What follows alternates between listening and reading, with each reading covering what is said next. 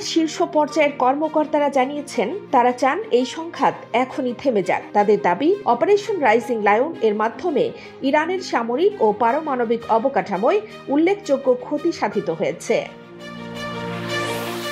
তেল আবিবের সরকারি সম্প্রচার সংস্থা ক্যান এর বরাতে জানা গেছে, মঙ্গলবারের মধ্যে যুদ্ধবিরতির ঘোষণা আসতে পারে যদি খামেনি তাতে সম্মতি দেন। ইসরায়েল জানায় তারা সংঘাত দীর্ঘ করতে চান না। ইসরায়েলের কৌশলগত লক্ষ্য প্রায় পূর্ণ হয়েছে। তবে খামেনি যদি উত্তেজনা বাড়াতে চান তাহলে যুদ্ধ আরও ভয়ঙ্কর হতে পারে। ইসরায়েল আরও দাবি করেছে, ইরানের পরমাণু কর্মসূচি পুরোপুরি ধ্বংস না হলেও তার অগ্রযাত্রা অনেকটাই থমকে দেওয়া গেছে। তাদের ভাষ্য, অপারেশন রাইজিং লায়ন নামের অভিযানের মাধ্যমে ইরানের পরমাণু ও সামরিক অবকাঠামোতে গুরুতর ক্ষতি হয়েছে। যদিও ইরানের পক্ষ থেকে এই দাবির সত্যতা এখনও স্বীকার করা হয়নি।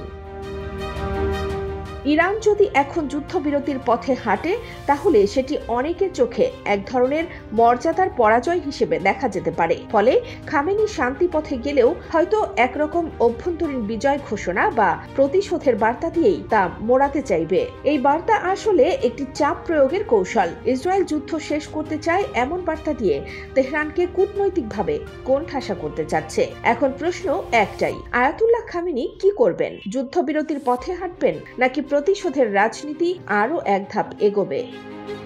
কানিজ ফাতেমা, নিপা, খবর সংযোগ।